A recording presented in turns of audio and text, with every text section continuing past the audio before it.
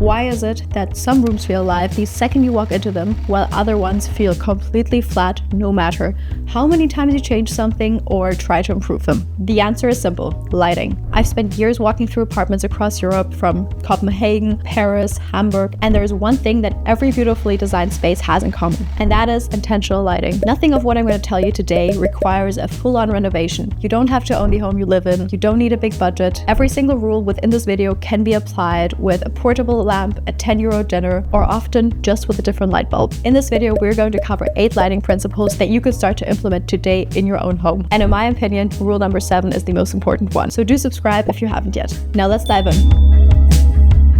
Now, rule number 1 is the most important one when it comes to your lighting at home, and that is layering. I'd personally argue that this is the most important thing that you can do to completely transform your home, because every beautiful lit space that I've analyzed, every single successful design follows this exact principle without any exception. And that is that they all use 3 layers of light. Not 2, not 1, but 3. Now the problem is that most rooms rely on one single light source, usually a recessed ceiling light from the ceiling. And here's exactly what happens when you do that. The space becomes one-dimensional. But if you only have one light source, all of this like ambient shadow within the space completely disappears. It's functional, yes, but it doesn't feel aligned. Now what you need instead is 3 layers of lighting, the first one being general lighting. So you can think about general lighting as the base. It's exactly what you need to make the room usable and functional. This unfortunately includes overhead fixtures, recessed ceiling lights, a central pendant, and this is exactly where most homes stop, and that is the problem. General light on its own is flat and kind of institutional because it illuminates everything kind of equally. Of course, if you want to get more interior design inspiration, we also have an Instagram, so do check that out if you're interested. And my rule for general lighting is that you actually need less of it than you think. Next up, it gets a bit more specific, and that is task lighting. Task lighting is the most purposeful layer. The light is essentially just placed where the task or the activity happens. So for example, if this is my dining table or my work table and I'm spending a lot of time here, I have a light fixture above of me, this one by Grau, which is really cool, more on that later. And the entire purpose of this lamp is to light the table and what I'm doing on it. Task lighting can be a reading lamp next to a chair, pendants hung low over a kitchen island, a desk lamp, bedside lights. Now this layer does 2 things simultaneously. Yes, it is functional because it actually lights the space that you were using, but at the same time it also creates a pool of focused light that makes the entire space feel much more considered and thoughtful. Whenever you see a warm cone of light go into one direction or one area of the home, it makes it read as much more considered and like somebody actually spent time figuring out how they want the space to feel. Now, while task lighting might be the most important and functional layer of lighting, the third one is, in my opinion, the most fun, and that is accent lighting. Now, this is the layer that almost everyone skips because it isn't tied to your necessities of your day-to-day life, but it is the one that separates a room from looking normal and kind of okay to one that just looks absolutely amazing. Now, accent lighting isn't about visibility at all, it is all about atmosphere and attention. Basically, once you have your task light and your overhead light within a room, you should go around it and then see where you have a few spots that are kind of dark or where you would like to create a few nice focal points. For example, if you have a really cool composition of an artwork or of a drawer and you want to just bring more attention to it and want to guide the eye directly to it as you come in, that's exactly where you should create an accent lighting. And then what happens once you have these 3 layers of light is that as soon as somebody goes inside a room and you have all of these different layers of light, also not on one level but on different levels, the eye can wander from one light accent to the next one. And then the room just feels very multidimensional and very beautiful because there is a lot to explore. Now, the layer of accent lighting really is what creates the shadows and the highlights that give a room all of its visual texture, and it is exactly what makes a space feel like it was designed rather than it was just put there and furnished.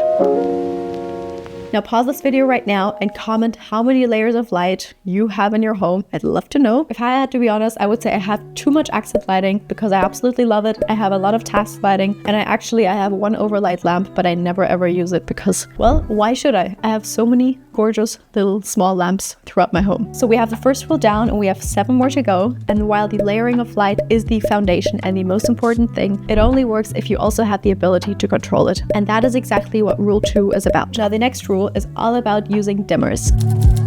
And I really learned this principle by paying attention to how all of the interior designers and architects are actually lighting their own space. And you can really trust me with this, every one of them uses dimmers. The same room can have completely different personalities based on if all of the lamps are like at 100% or at 50 or just at 25%. The reason why dimmers matter so much is that the need of the light changes throughout the day, and the light should reflect that need. And this is also backed psychologically and scientifically. So in the morning, you need a lot of bright light to wake up and get like your circadian rhythm going, while in the evening, you should minimize your exposure to light. What's so cool is that there's so many inexpensive solutions out there. Dimmers used to be expensive, but there aren't anymore. If you own a space, installing a proper wall dimmer is always a great solution, but if you're renting or if you just don't want to put in such a big investment into your light, there even are cord line dimmers out there right now. I'll link some good ones in the description if you're interested. Now let's move on to rule number 3, and that is color temperature.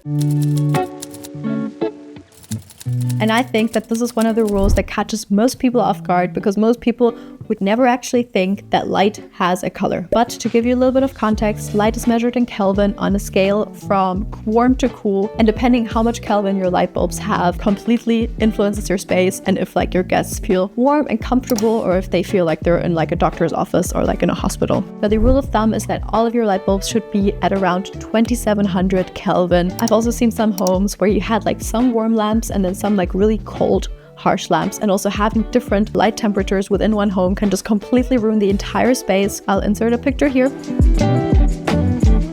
Now we're almost halfway, 5 more design principles to go, and rule 4 is where it gets really interesting, because this is where light stops being purely functional and just something you have in your space and starts becoming an integral part of the design. Now we're going to talk about material, proportion, color, texture, and styles of lamp, because all of these parts of the lamp tell a story, and the story needs to be consistent with the rest of the design of the home. And this is also something I noticed in all the homes I visited, is that people don't always need to have the most expensive or crazy lamps out there, but they just need to have like one consistent design language and one like inherent story that creates and narrates the entire space. So there are 3 things I'd encourage you to think about when you're choosing a fixture. The first one is material. So if your space celebrates warmth and natural texture, so like wood, linen, exposed plaster, aged wood, then your fixtures should also echo that in their material, whether it's something like brass, ceramic, or something with an organic quality. If your room, on the other hand, is cooler or more industrial, then your fixtures and your light should also echo that. Of course, you can also create a break within the design and go for a completely different aesthetic, just to create this like inherent tension within the design. Now the second thing to consider is proportion. So like a very slim, dainty, and kind of too small lamp will feel completely lost in like a high hallway with a high ceiling. And this is, for example, a perfect situation for where you need like a very sculptural, chunky lamp. On the other hand, this large sculptural lamp can completely overwhelm a small bedroom or a small bathroom, where you really just instead need some like smaller, more minimal lighting fixtures. One mistake I also see so many people make is that they're too scared of the lamp being too big, and then they choose something that's too small. I personally really love it when lamps are very sculptural and they also actually take up some of this like vertical space that we have around us. You just need to think about the narrative that you're trying to tell with your home. Of course, if you want more tailored and personalized interior design advice for your home, I've opened up a few limited spots for a one-on-one consultation. You can scan the QR code or find more information in the description. Now that we're halfway with the light principles, let's take a look at number 5, and that is the different light bulbs. Now I'm gonna keep this short because it sounds like the most boring part of this video, but stay with me because this is where so many people unknowingly sabotage their entire design. Now to keep this simple, there's 2 types of light bulbs, clear ones and frosted ones.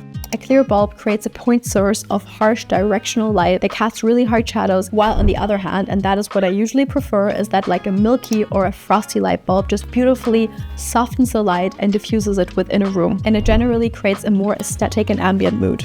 Now let's go on to the rule number 6. Now, rule number 7 is about using light to define different zones within a design, and this is something I've become increasingly fascinated with, especially in open plan designs where you have a lot of different functions and a lot of things going on within a space. So what you need to think about with lighting, as well as with everything else within your home and within your design, is that when you want to create distinct zones, you should actually like have dedicated lighting areas and dedicated lighting concepts for those zones. And you always want to have a sense of negative space between those 2 zones. And this also applies for light. So for example, if we have like a living room and a dining room area completely connected to it, and we have a bunch of like beautiful sconces between it. The entire space will be read as one room and as one zone, and when we remove those sconces, the room suddenly reads as two distinct zones. And you see what it does to the design is that it just makes it seem much more clean and much more like logical and intentional.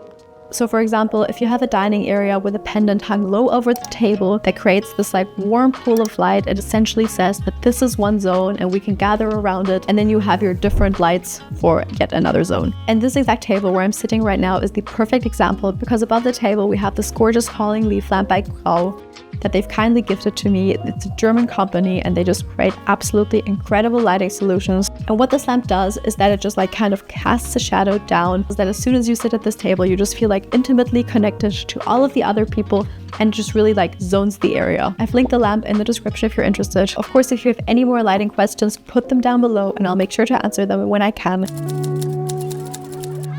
Now, rule number 7 is especially interesting for anyone who currently is a renter, because there you have much more challenges, because usually it just doesn't make sense to like open up a wall and drill a bunch of holes for beautiful sconces.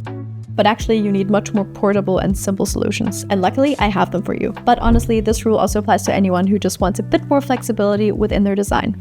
So the challenge with renting is that you can't hardwire new fixtures into the ceiling or install like endless wall dormers or beautiful sconces. And this sounds quite limiting, but actually there's a lot of really cool solutions. So the first thing I'd say is that portable lamps are genuinely your best friend in this context. High quality floor lamps and table lamps that don't require any installation at all. You can choose them based on your aesthetic. You can control exactly where you go. Whenever you get bored of the situation, you can just like move it around. As you've probably seen in some of my videos, I love to move around all of my lamps that are flexible, because it's just, why not? I mean, it makes it more fun. And the good thing is that these are like permanent investments that when you move out, you take them with you. Beyond that, I cannot recommend cord lamp dimmers enough, because they can just really make or break any space. So number 1, portable lighting is your new best friend. Number 2, plug-in solutions for your control. So cord line dimmers that let you dim any lamp without having to install anything inside a wall. Smart bulbs that let you adjust the brightness or the temperature directly from your phone. And these small tech additions give you just endless flexibility and comfort. And number 3, if you're a renter, layering is even more important, because you cannot modify the space in its structure. So my advice to you is to build your 3-layer system entirely with portable lights where you can. So renting a home doesn't mean you can't create intentionally lit spaces. It just means you need to think a little bit more flexible and a little bit more portable. So 7 principles down, 1 to go. This is the final lighting principle, so stay with me. And rule number 8 is that lighting reveals or conceals material and color. And this is the most sophisticated principle. And once you understand it, you'll see your space completely differently. So light doesn't exist separately from your materials and colors. It constantly interacts with them, and it also shapes how we perceive them, or if we see them, or if we don't. For example, texture is revealed through light direction and its intensity, or on the other hand, a matte surface really just absorbs the light very softly. And then again, a glossy surface reflects the light. So whenever you choose accent lighting, you also need to consider all of the existing textures and the materials that you have inside your space. Because what you're essentially doing when you're adding light somewhere is that you're highlighting the materiality of the space. And of course, the same principle applies to color. Now, next up, I want to recommend a few different lamps and brands where you can look if you want to get started to incorporate more of gorgeous and incredible lamps within your home. I have a lot, and I can only tell you it's worth it. These are not sponsored, they're just honest recommendations, but I have linked the ones that I could find down below in the description if you're interested. So the most affordable place to go to when you're looking for good lamps is of course IKEA. Now, IKEA can be a great starting point because they do actually have a few really cool lamps. For example, the Warmblix that I have myself, or a collaboration that they just did with Gustav Westmann that I also have, or the Fado lamp, which also is a classic. But again, if you change the light bulb inside it, it can look really cool. I'm also thinking if I should get it. Next up, we have some more brands that are a bit more on the premium side that I'll blend in here.